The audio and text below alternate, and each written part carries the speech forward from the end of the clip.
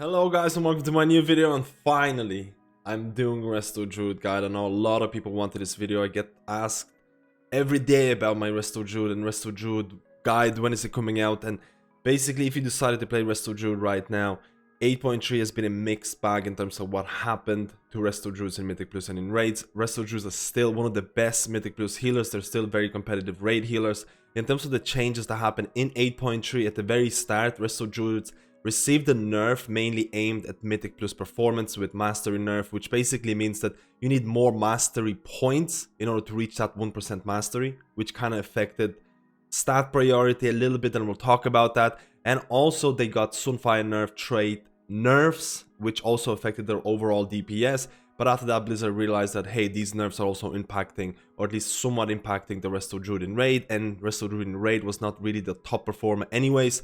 So they decided to buff Tranquility and also reduce the mana cost of some of the Resto Druid spells. So this video right now is going to be looking at Mythic Plus and raids. It's going to be a long one. Strap yourself in for a pretty long video. There's going to be timestamps in the description or in the comments below. So if you want to use those, please do, because it is going to be quite long. We'll be talking about things like talents for Mythic Plus, talents for raiding. We'll be talking about essences. We'll be talking about things like gear, like Azerite, like trinkets, and after that we'll cover some of the stat priority that I found to be relevant in Mythic Plus, relevant in raiding, and finish off the video with some general gameplay tips in order to optimize your Resto Druid in Mythic Plus and raid environment, with some look at the Resto Druid kitty weaving DPS as well. I know people are interested.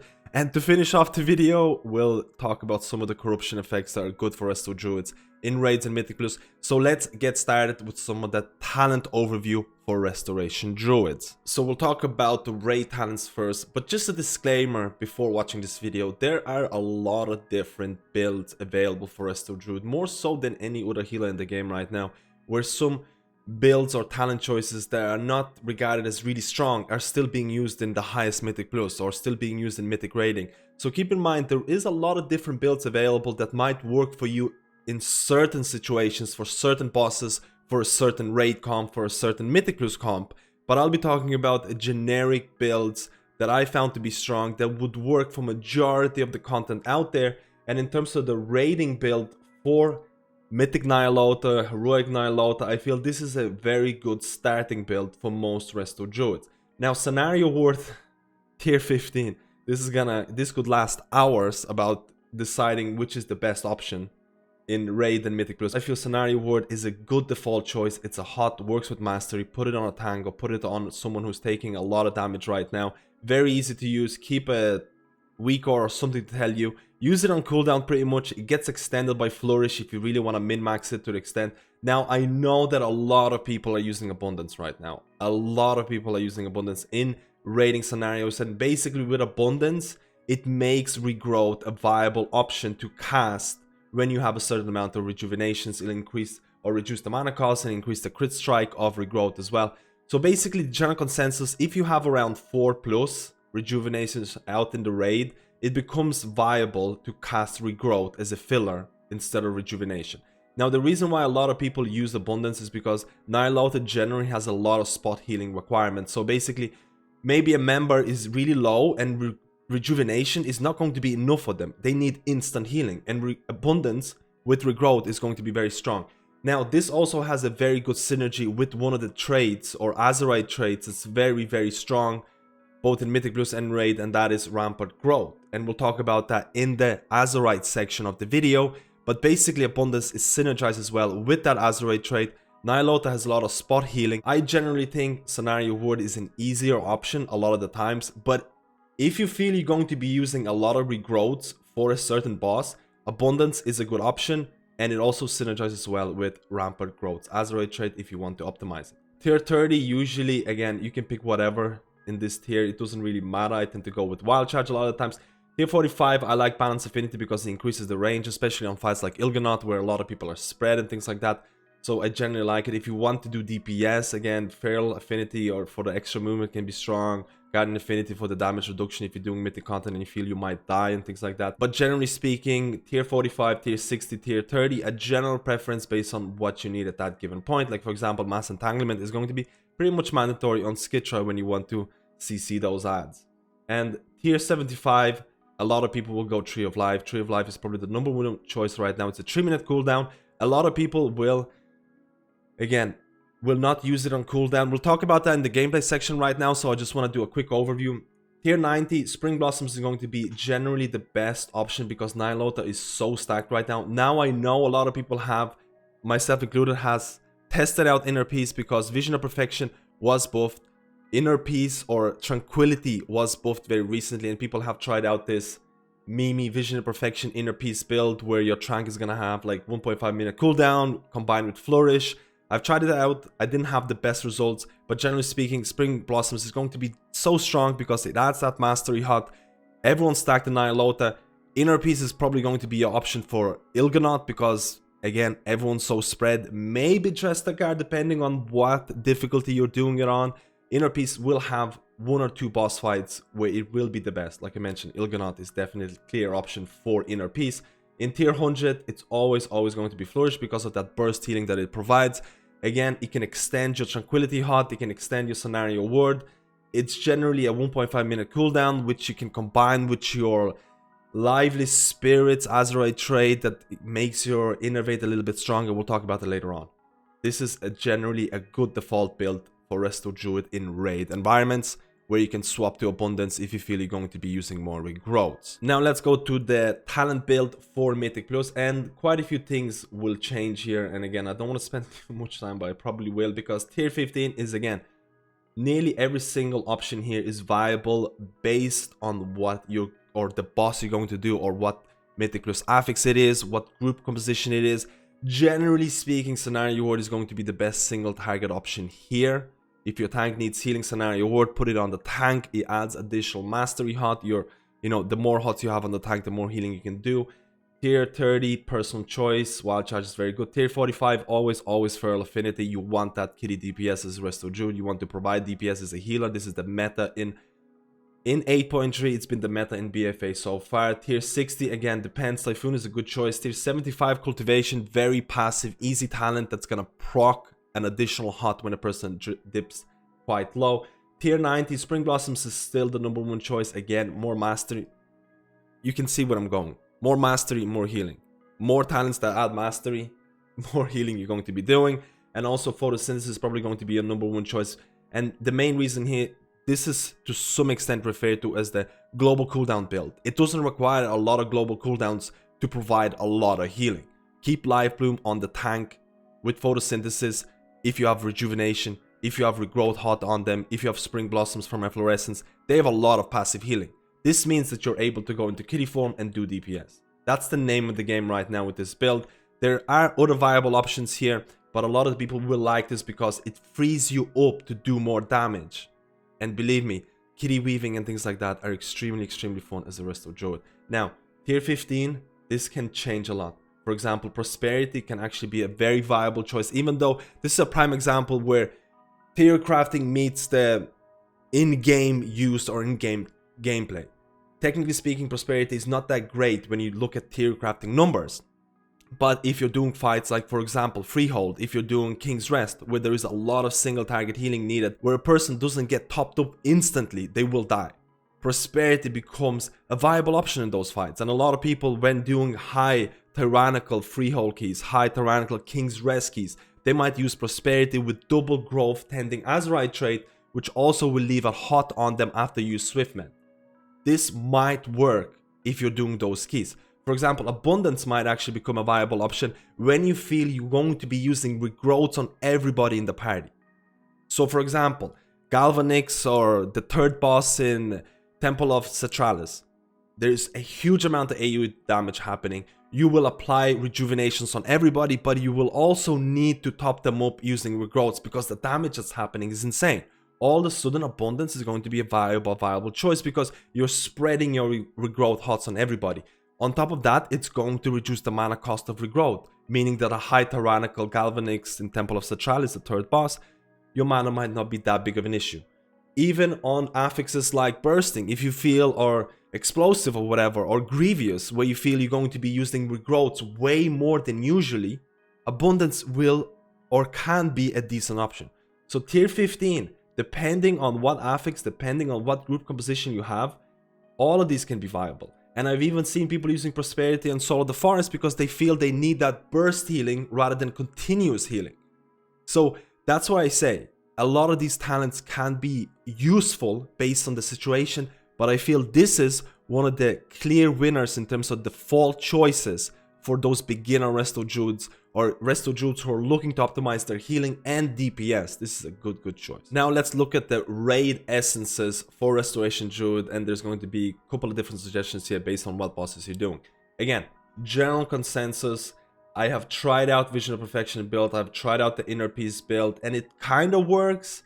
I mean, I still feel it's very situational. If you're going to use Inner Peace, if you're going to use Vision of Perfection, it's going to reduce your tranquility by a lot. But you need to make use of that. You need to make sure that your raid leader knows that you have a priority on your tranquility. But before I get too tilted, essences. I feel this is a very good default choice for Resto Druids in raid environment. Memory of Lucid Dream Major. Use it on cooldown. Don't be afraid to use it straight away or like or a couple of seconds into the fight. Start spamming spells. It's the same kind of thing with the Mod Trinket as well, the same kind of thing with Innervate. You want to use it as many times as possible in order to maximize your mana regen. Memory of Lucid Dream is very important because a lot of the times Resto Druids will not know the damage fights, will not know the damage patterns. They're new, they do not show how much mana they will need. This will provide a lot of mana gain. Conflict of Strife is one of the best minor essences for Resto Druid. Again, not a lot of people have it because it's PvP. I don't know why Blizzard decided to make one of the best minor essences for every single healer behind PvP. It's kind of weird. ERT is a very good minor essence as well, which is also going to provide a decent mana gain. And Formless Void has kind of overtaken Unwavering Ward in terms of viability, in terms of performance. But Formless Void kind of requires your raid group to really use their essences, their major essences, in an optimal way. If you're doing a mythic raid with 20 people who are very capable in terms of their class performance, Formless Void is going to be a very good gain in terms of intellect, in terms of passive, or in terms of haste gain. You can use WoW Analyzer to check out the amount of intellect and haste you gain throughout the whole fight. So generally speaking, it's a good choice, but if you're not sure or if you don't have it, Unwavering Ward is a very good replacement. If you don't have Conflict and Strife, which I feel a lot of people won't have, you can definitely make use of Well of Existence as well. So generally speaking, there's a lot of different options. Now, if you're doing mod, this completely changes. If you're doing mod, you'll probably want to use something like ERT Major, and it's very important to use ERT Major because, well, my thing is on cooldown right now. ERT Major is going to give you a huge boost in healing, but at the cost of mana. Mod, there is going to be a lot of mana regen happening during Obsidian Skin phases. So generally speaking, you won't have many mana issues, generally speaking. So that's why you'll want to use ERT Major and pop it during Obsidian Skin phase. And then besides that, you'll want to equip Vision of Perfection. Why do I say Vision of Perfection? With Vision of Perfection, you will have reduction in Tranquility. It's going to become around 2.3 minutes cooldown. Very important on mod. Obsidian Skin happens every 2.4, 2.5, something around those time frames. So if you don't have Vision of Perfection, you won't be able to fit in Tranquility in those phases. And you want Trank during those Obsidian Skin phases because your healing is boosted. ERT is going to boost your Tranquility. So it's very important to use Vision of Perfection to reduce the cooldown of your Tranquility so you're able to use Tranquility during those phases and boost your healing. So that is mod essence build. Now, Vision of Perfection build, and Vision of Perfection build is viable for fights where there's continuous AoE damage happening and your proc of Tranquility is not going to be wasted. So generally speaking, things like Zanesh, Hive Mind Mythic is a very good option for this. Shatar the Doggy is a good option because there's just continuous AoE damage happening all the time. And a proc of Tranquility is still going to do a good amount of healing. So the essence built with Vision of Perfection build, Vision of Perfection Major, of course. Formless Void, again, you can replace that with Unwavering Ward if you want as well. Conflict of Strife is still a very good option, and then you want to put ERT here as well. And this is going to do a decent amount of mana regen from ERT. You'll have Vision of Perfection procs happening on, like I mentioned, on the following fights where there's continuous AoE damage happening, and you can have a really good throughput from Trank using this build. Remember, with vision, regardless whether it's major or minor, your trank gets reduced to 2.3 minutes. Try and maximize that. Now let's look at some of the essence for Mythic Plus Restoration Druid. And again, there's quite a few options for Resto Druid as well if you want to really optimize it. But I feel this is a good general overview of what's going to give you good results as Resto Druid in terms of essences. Again, the major essence, or a lot of Resto Druids will be using a DPS essence as a major, because there isn't really a lot of healing. How do I put it? The amount of healing that's needed to cover a Mythic Plus dungeon, it's not that high. You really don't need a major healing essence to do a dungeon. So a lot of the times, once you reach a certain item level, if you're doing a Mythic Plus group that is somewhat decent, that they interrupt, that they stun, that they avoid stuff, you really start to optimize your DPS. Now, I get the point that people might be doing lower end Mythic Plus, they might not show what's going on, interrupts are not going on, and maybe you will swap, or maybe you won't feel comfortable about using a major essence purely for DPS reasons, so you might swap to something else. But this is looking at someone who is looking to optimize their DPS, because, again, a lot of people are doing it. Formless Void and Crucible are your #1 choices in terms of major essences in Mythic Plus in order to deal DPS. Formless Void is insanely good if you can copy Focusing Iris. Now, Focusing Iris, major, is not a very good option for majority of the DPS out there. The one class that actually uses Focusing Iris constantly is a Havoc Demon Hunter. So if you have a Havoc Demon Hunter in a group, you're pretty much guaranteed they're going to be using Focusing Iris, and you can use Formless Void. With Formless Void, you can copy their Focusing Iris beam, and you can do a lot of AoE damage. Now keep in mind, there are 2 casts associated with it.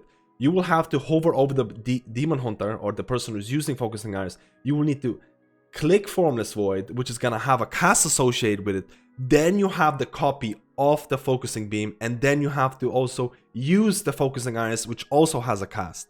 So it takes a couple of global cooldowns to really get this off, but overall Focusing Beam can really give you a nice amount of AoE damage. Again, if you don't have a Demon Hunter, if you don't have anyone who's using Focusing Iris, you can use Crucible for that priority single target DPS, which is very solid still. Now, in terms of minors, I feel Conflict Strife, again, a very solid choice here. Versatility generally gives you damage reduction to yourself and increases your healing and damage as well. So, generally speaking, very good stat. ERT, again, very good minor option. And in terms of the last one, I feel single target healing from Spirit of Preservation is going to make your regrowth a lot stronger. I feel it's very good. Again, Resto Druids don't really need a lot of single target healing, but this is going to help you. If you don't feel you need Spirit of Preservation and you don't need that corruption reduction, you can probably swap Crucible of Flame here for extra DPS. But I feel Spirit of Preservation, again, it reduces the corruption by 10, and it also gives you good regrowths, or stronger regrowths. A good option for essences in Mythic Plus environment for Restoration Druid.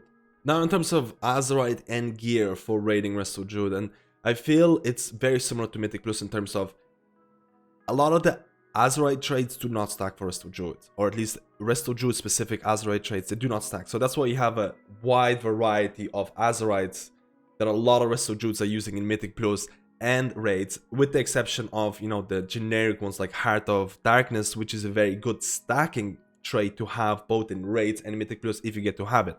Now, generally speaking, if you're looking for raid, there are 3 traits that you really kind of want to have, and a lot of Resto Druids will have it. #1 is probably going to be Lively, or at least not in a specific order. Lively Spirits, very good, makes you innovate an additional cooldown. During innovate, the more spells you cast, the more intellect bonus you're gonna have at the end of it. If you're something like a troll who has, like, you know, racials that increases haste, you get to squeeze in more spells, more free spells during innovate, bigger intellect bonus at the end of it. Lively Spirits, very solid choice here. After that, you'll probably have Rampart Growths, again, very popular choice here, and this is why I mentioned that Abundance is very synergetic with this build, because with Abundance, with Rampart Growths, the way that they work here. So for example, I'm going to equip a Rampart Growth Azerite trait here. So if I have a Life Bloom on the tank, I don't actually have to heal the tank, or if I'm going to use Regrowth on myself, it's going to apply Regrowth Hot on the tank. You can see it here. I actually healed myself with Regrowth, and he actually applied Regrowth on the person that has Life Bloom. So that basically means Regrowth Hot is 12 seconds long. So basically, with rampant growth as a resto druid, you kind of want to be using regrowth every 12 seconds or so to maintain the regrowth hot on the person that has life bloom. And if you don't have abundance, regrowth is kind of not efficient to use outside of clear casting. Clear casting is going to proc if you put life bloom on somebody else and you have a chance of getting clear casting, which is going to make your regrowth free. So basically speaking, rampant growth is a very good option in raid situations, but it also makes you want to cast regrowths a little bit more in order to keep regrowth hot on the tank. Again, a lot of people will use this in Mythic Plus and in raids, but right now we're looking at raid environment. And then the last trait for raiding resto druid that they really want to kind of have is autumn leaves. Autumn leaves, again, does not stack properly. Lively spirits doesn't stack properly. Rampant growth doesn't stack properly either. So you just want one of this. You want to have one of each in order to kind of cover all the bases. Autumn leaves increases the duration of rejuvenation. It's just always generally very, very good because rejuvenation is your bread and butter as a restoration druid. And after that, you kind of just want to squeeze in your Heart of Darknesses, maybe some of the stack procs like, you know, Brightborn Infusion, Swirling Sands. They're all great in raid environments. In terms of some of the trinket choices, honestly, you can't go wrong with this. This is probably the most common trinket choice in the game right now. Obsidian or Forbidden Obsidian Claw and Alchemy Stone. Resto druids do have mana issues, unless you have that Blessing Wisdom or external innovates from your boomkins, but they do have mana issues, and these trinkets are, generally speaking, they'll last you the whole Nihilota, Mythic Nihilota progression. I know there are a few other trinkets, like, you know, the Vratian trinket that can be very good, probably more useful in Mythic Plus than raiding generally, but this is an easy, when I say easy, Alchemy Stone is a free trinket. Obsidian Claw, get some of that luck, get the trinket from Moth. This will do you really, really well. In terms of Resto Druid, Azerite traits for Mythic Plus, there is a lot of debate. Well, there's a relative amount of debate here, but there's a couple of builds available right now. So first of all, the build that I have right now here is a little bit memey. It's very, very damage oriented. But generally speaking, again, just like raiding Resto Druid that wants 3 specific Resto Druid Azerite traits, it's the same kind of deal of Resto Druid in Mythic Plus. The first Azerite trait that you'll really kind of want, and you want at least one of these, is Growth Tending. Growth Tending is going to give an additional hot when you use Swiftmend.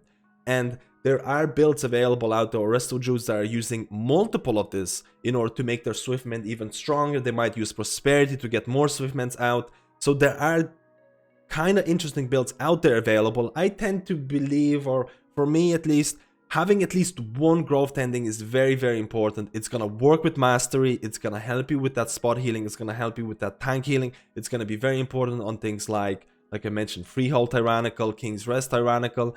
Very, very important. The second trait that a lot of people tend to use as well, again, Rampant Growth. We talked about this. If you have Life Bloom on a tank, you can heal other members with Regrowth. It's going to apply Regrowth hot on the tank. This is generally speaking a free mastery hot on a tank, which can help a lot with tank healing as well. So generally speaking, a lot of people are using Rampant Growth as well in Mythic Plus. Some people don't like this. It's somewhat personal choice. I don't actually have it on my current Mythic Plus build, but it definitely helps you with a tank that needs more healing, generally speaking. Now, the last trait that a lot of people will be using is a DPS trait, and that is High Noon. It's been nerfed a lot in 8.3. Before that, people used to stack 2 or 3 of them. I used to have 3 High Noons, and my Sunfire used to deal so much damage.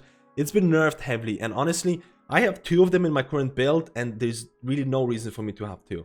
You mainly want one for the radius increase, because generally speaking, when you have multiple trash packs coming at you, you want one global cooldown to apply Sunfire on everything. And then you can go back to healing, or you can go back to kitty weaving and things like that. So having one is very, very important. Like I mentioned, Growth Tending, High Noon, the Sunfire trait, and Rampant Growth. You kind of want to have those in Mythic Plus. They're going to give you a good value in terms of DPS and healing. And after that, whatever you can have. Heart of Darkness is good. Things like I mentioned here, you can see it here. I have Mastery procs, which are very, very solid. Things like Trade Winds, things like Inside the Pack. They're very, very good because Mastery is still a very good stat for Mythic Plus. Now, before this video gets about an hour long, let's talk about some of the stat priority for Raid in Mythic Plus. First of all, we're going to go to the Raid. And honestly, I've done a lot of different analysis of stats for Resto Druid in Mythic Nihilota and things like that. I've been using WoW Analyzer. You should be using WoW Analyzer if you really want to see the stat priority that's going to fit you. And generally speaking, honestly, the best advice I can give you, highest item level. I could spend hours and hours talking about stats, and I honestly feel your time, you're going to save more time. You'd rather be playing the game, optimizing your gameplay, than really worrying about stats. And honestly, highest item level. Again, you can see my stat priority for certain bosses in Mythic Nihilota. I tried out heavy crit build, I tried out heavy mastery build, I tried out heavy haste build, and generally speaking, for me at least, crit is a little bit better than other stats. But at the same time, you could also argue the point that haste is probably the best stat for Resto or raiding Resto Druid who doesn't have mana issues. But when is that ever true? You're always gonna have mana issues as Resto Druid unless you're really like, you know, blessing wisdoms and things like that. But so that's why I don't really want to go into this. Crit can be very good, haste can be insanely good, mastery, especially with Spring Blossom build, can be very good. Versatility reduces damage taken, increases your healing and DPS. Just generally go for the highest item level. You won't be disappointed as long as you have a, and I quote this, balanced look of your stats. You don't want to have 40% haste and 5% mastery.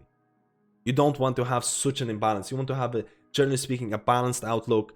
Maybe for certain boss fights you want to stack a bit more haste. Maybe for certain boss fights you want to stack a bit more crit, depending on your thing. Use WoW Analyzer if you really want to optimize it. If you're watching this video and you're just coming into Resto Druid, just pick and equip the highest item level gear. If you really want to optimize your stats, rings are probably the best spot where you want to kind of even out your stats and things like that. But keep in mind, WoW Analyzer is available for you to really optimize. For Mythic Plus, generally speaking, Mastery and Haste are still your best healing throughput stats. Mastery has been nerfed, you need more points in order to get that 1% of Mastery. But generally speaking, after that, you'll probably have Verse and Crit, which are probably relatively equal. Verse might be considered to be a little bit better because a lot of people don't take into account the damage reduction the versatility brings, and it can be very important in Mythic Plus, especially high tyrannical keys, where there's a lot of one-shot mechanics happening. But there is a lot of leeway in this, and I mean a lot of leeway. First of all, there's been a lot of different builds approaching. Because of how Mastery works, it doesn't give you anything in terms of DPS. A lot of high-level Resto Druids, basically the name of the game is, how little Mastery do I need to have to keep people alive? Mastery is one of the best stats in terms of healing throughput. It gives you 0 in terms of DPS. Haste, on the other hand, is very good for healing and very good for DPS. So that's why a lot of people tend to stack a little bit more or a lot of haste and only use the minimal amount of mastery to keep people alive. And this is all dependent on affixes, this is all dependent on our group composition. So for example, I've been doing 20 and 21 keys with 13% mastery and it's been perfectly fine.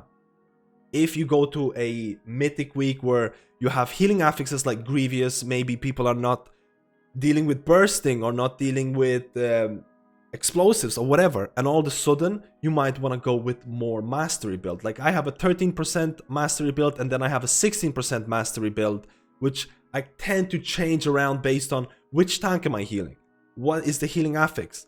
Do I need to focus more on healing than DPS? If it's an easy healing week, I tend to go with the minimal amount of mastery they can have. I want to stack a bit more haste, I want to stack a bit more crit, I want to stack a bit more verse to increase my DPS. That's the name of the game. How little mastery do I need to keep people alive?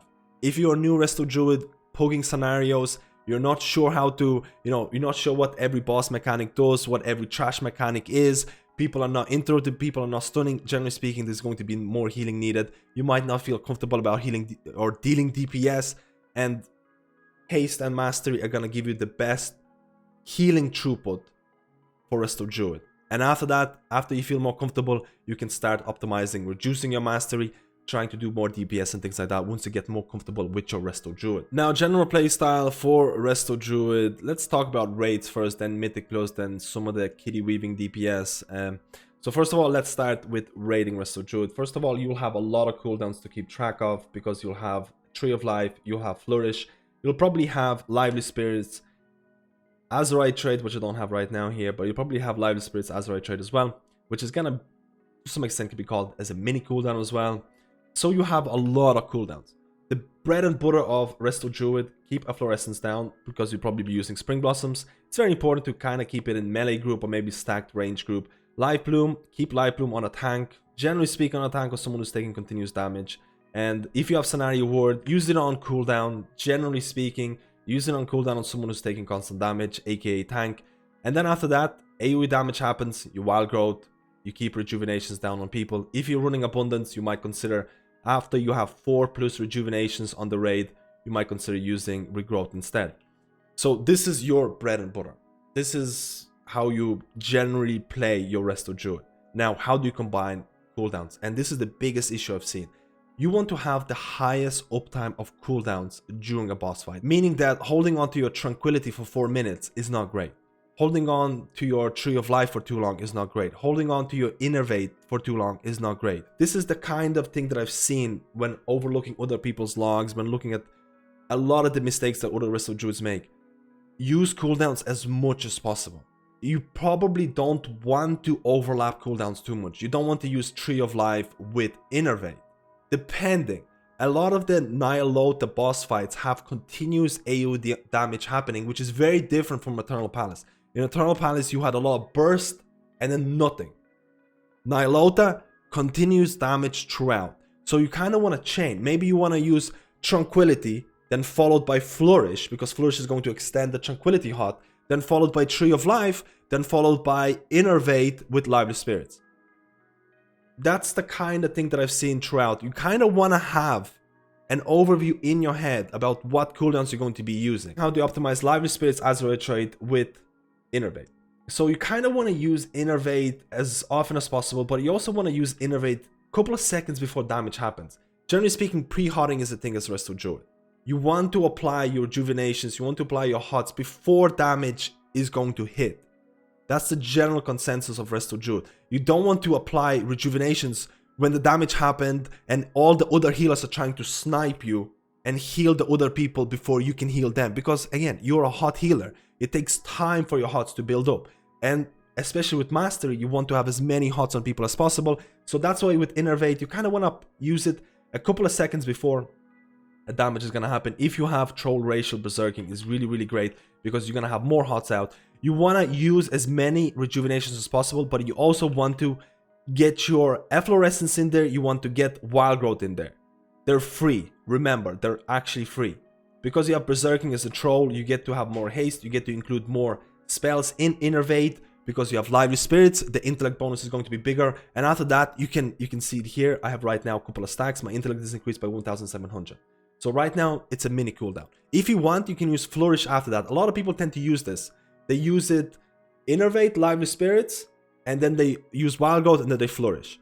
The name of the game in terms of when you want to Flourish, you want to have as many hots before flourishing out. So that means you want to have as many rejuvenations out. You want to use Wild Growth and then Flourish. Generally speaking, that's a very good, or at least that's how you want to do all of your cooldowns. For example, Tranquility. Before you use Tranquility, you want to have as many rejuvenations out. You want to use Wild Growth and then use Trank. Because your Mastery is going to stack. Remember, the Tranquility, it's actually a hot that increases your Mastery or adds Mastery to everyone in the raid. A lot of the times, people will use something like the Rejuvenate, Wild Growth. Use Tranquility. After the Tranquility is over, they might use Wild Growth again, and then they'll use Flourish. So now you have a long period of time where you have Tranquility that's extended by Flourish. When to use Tranquility and extend by Flourish? Honestly, it really depends on the fight. It really depends on the damage patterns. It's something that I could spend hours talking about each boss, but it might be different because you might have a different healing composition. You might have other healers, you might have 5 healers, you might have 3 healers, you might have healers with different cooldowns and things like that. So keep that in mind. Generally speaking, Trank into Flourish can be very useful, but sometimes you might want to use Innervate into Flourish, and then Tree of Life. What do you do when you pop your Tree of Life? Now, this can be, generally speaking, it can be different for a lot of people, but you can use Tree of Life before damage happens as well, depending on what boss you're doing. With Tree of Life, it's also considered a mana saving tool because your rejuvenation is going to cost less and it's also going to heal more. You're going to have additional targets hit by Wild Growth. You're going to have instant cast regrowths. And I feel a lot of people fall into a trap of casting too many instant cast regrowths. A lot of the time, the priority for Tree of Life would be rejuvenations, Wild Growths, and that's it. Depending on the duration, or depending whether your rejuvenation is going to overheal or not. But because of how strong your Tree of Life makes your rejuvenation, reduces the cost of it, increases the healing of it, Rejuve becomes very, very efficient to cast during Tree of Life. Wild Growth becomes efficient, and also you have to keep in mind that during Tree of Life, you want to keep or make sure your efflorescence is there. Keep efflorescence uptime really, really high, because with Spring Blossoms, it's very, very, very important to keep it up. It's a very efficient spell, and generally speaking, and this is somewhat of your basic playstyle as a Resto Druid. Your playstyle might change if you use Abundance, but generally speaking, keep Life Bloom, keep Efflorescence up, keep Scenario Ward on a tank if you're spec'd into it, use Wild Growth when there's AoE damage, pre-hot with rejuvenations, make sure you use your cooldowns as often as possible. Generally speaking, you want to chain your cooldowns, you want to make sure not to overlap them. Depending on a boss fight, Nihilota has a lot of continuous AoE damage, so I feel chaining your cooldowns is a good tactic right now. For a Mythic plus Resto Druid, there is a lot of balance to be found between when can you use your kitty form, when you can DPS, and when you should heal.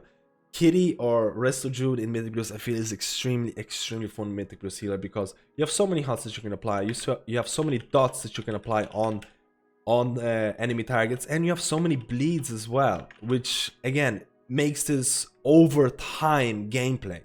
A lot of the times you might not even be using regrowths that often, depending on an affix, depending on Mythic plus week you're doing, but generally speaking, as a Resto Druid, you will be using photosynthesis. Now, photosynthesis is a very interesting talent that basically means if you keep Life Bloom on a target or like a tank, and you have more hots on that tank, the single target healing from photosynthesis is actually quite insane. And it's only one global cooldown to apply a Life Bloom on that person. Outside of that, you'll still have your Spring Blossoms and things like that. Again, Spring Blossoms is the one that you really want to use in Mythic plus. Generally speaking, photosynthesis makes it so that keep Life Bloom on the tank. If you have AoE damage happening, all of a sudden, wow, explosive just went off and everybody's dipping like 50% and you don't know what to do, put Life Bloom on yourself and start casting your heals. Photosynthesis is basically dynamic, so the second you put Life Bloom on yourself, it's going to make your hots heal faster. So even if you have, or for example, if you had rejuvenation applied, or if you had Spring Blossoms applied before you use Life Bloom on yourself, they're still going to be ticking faster once you put Life Bloom on yourself at that given point when you need that AoE healing. So keep in mind, everything's very, very dynamic right now. There is no such a thing as snapshotting outside a few DPS classes. So photosynthesis is great.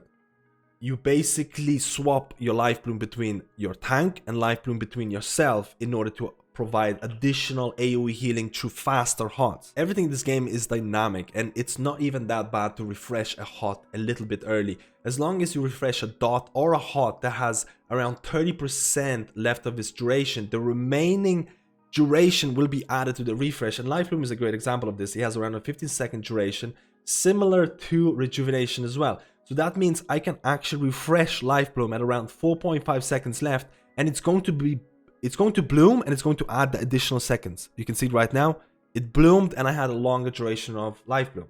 So it's not that bad to refresh your hots as long as they have around 30% left on their duration. Bread and butter, keep Efflorescence with your Spring Blossoms where people can get that additional hot. Your mastery is going to increase. Keep Life Bloom on a tank when they need the single target healing.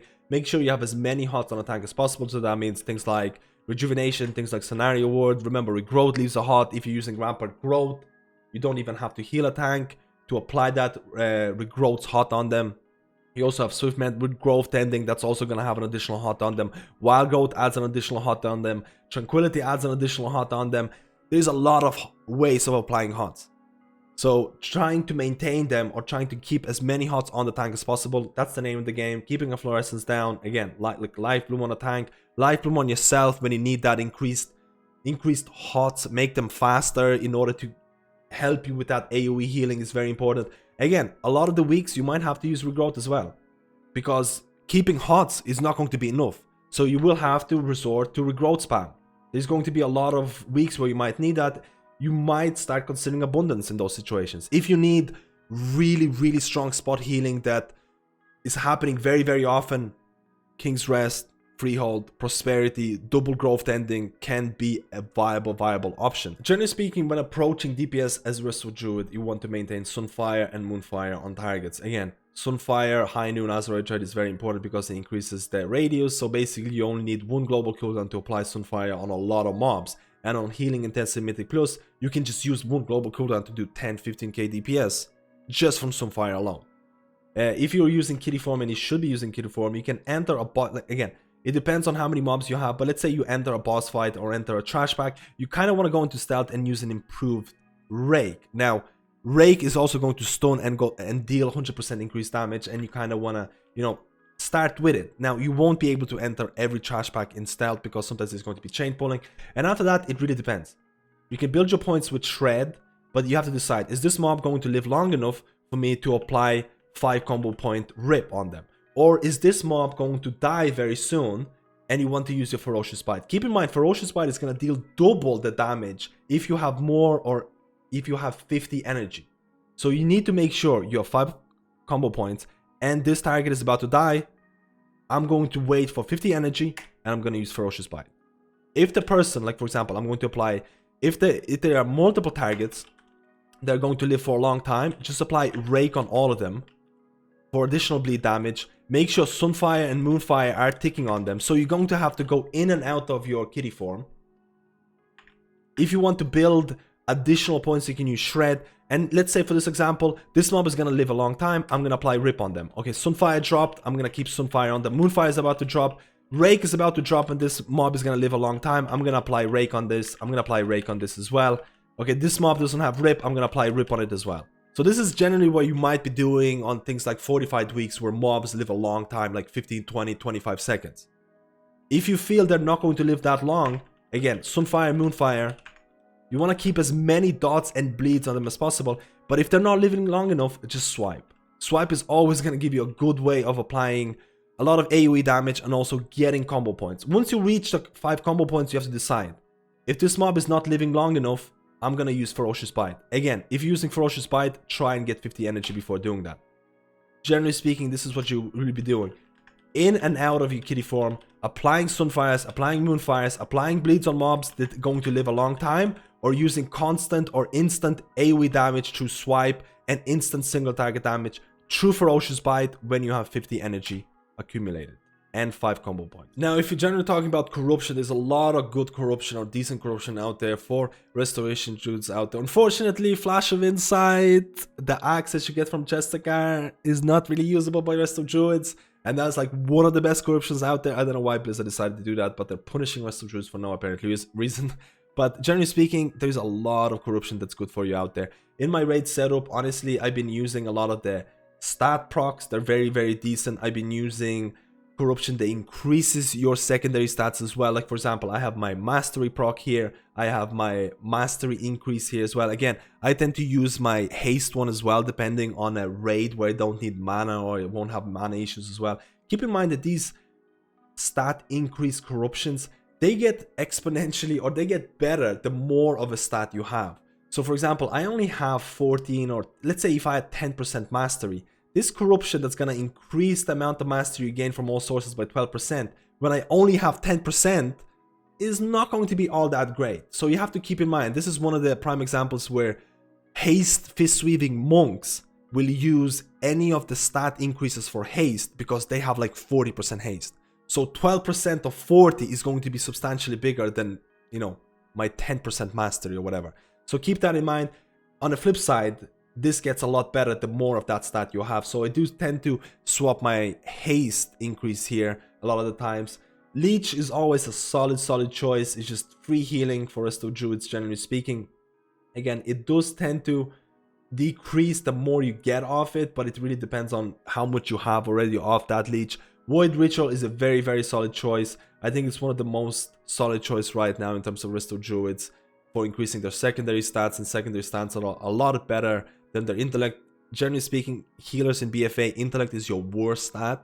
So increasing your secondaries with Void Ritual, if more people are using it, is always going to be very, very good. So your stat procs, your stat increases, Void Ritual, Leech, they're all very, very decent increases for your healing, for your Resto Druid specifically in raid environments, because in Mythic Plus, I feel that's when you really want to start getting some of the DPS gear. And DPS gear can be very, very different. Things like Twilight Devastation, insanely strong. Now keep in mind, a Twilight Devastation procs when you're in your normal form casting Solar Rat because you can't get to the melee, or you can't get close to the boss, it might get wasted. But if you're in your kitty form and Twilight Devastation procs is gonna do a lot of your, or it can do a lot of DPS. Generally speaking, Twilight Devastation is probably one of the best DPS corruptions in the game, depending on how well it's going to proc, or depending if you're in the range. By melee, it's one of the best ones.